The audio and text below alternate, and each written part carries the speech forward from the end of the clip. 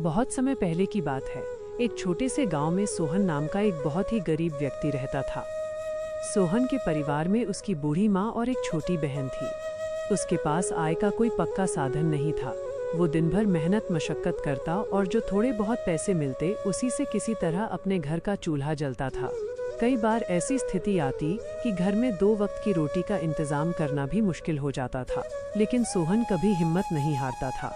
वो अपनी माँ और बहन को हमेशा यही समझाता था कि ईमानदारी और मेहनत से बड़ा धन इस दुनिया में कुछ नहीं है।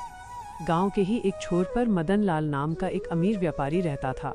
मदन लाल के पास अथाह संपत्ति थी, बड़े बड़े गोदाम थे और नौकर चाकर थे। लेकिन इसके बावजूद मदन लाल के मन में कभी शांति नहीं थी। वो दिन रात अपने धन को संभालने और उसे और बढ़ाने की चिंता में डूबा रहता था। उसे रात को ठीक से नींद भी नहीं आती थी। मदन लाल अक्सर अपने घर की खिड़की से देखता था कि गरीब सोहन दिन भर कड़ी धूप में काम करने के बाद भी रात को अपनी झोपड़ी में चैन की बंसी बजाता है, अपनी माँ और बहन के साथ हंसता बोलता है और भरपेट रूखा सूखा खाकर गहरी नींद सो जाता है।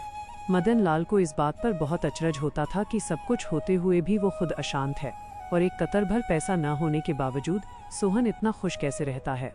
एक दिन मदन लाल से रहा नहीं गया। उसने सोहन को अपने पास बुलाया और उसे रुपयों से भरी एक थैली देते हुए कहा, सोहन, तुम बहुत मेहनत करते हो लेकिन फिर भी गरीब हो। ये थोड़े से पैसे रखो, इससे तुम्हारी गरीबी कुछ कम होगी और तुम्हें जीवन में संघर्ष कम करना पड़ेगा। सोहन ने पहले तो वे पैसे लेने से मना किया, लेकिन व्यापारी के बहुत जिद करने पर उसने वो थैली रख ली। उस रात सोहन की झोपड़ी में खुशियों की जगह एक अजीब सी बेचैनी आ गई। सोहन रात भर सो नहीं पाया। वो बार बार उठकर देखता कि पैसे सुरक्षित हैं या नहीं। उसे डर सताने लगा कि कोई उसके पैसे चुरा न ले जाए। उसकी वो बेफिक्री और सुकून भरी नींद कहीं गायब हो गई। अगली सुबह होते ही सोहन वो रुपयों की थैली लेकर सीधे मदन लाल के पास पहुंचा और हाथ जोड़कर बोला, सेठ जी, कृपया अपना ये धन वापस ले लीजिए। इन पैसों ने मेरी रातों की नींद और दिन का सुकून दोनों छीन लिया है। मैं भले ही आर्थिक रूप से गरीब हूँ, लेकिन कम से कम मेरे पास मन की शांति और अपनों का प्यार तो है। ये धन मुझे नहीं चाहिए।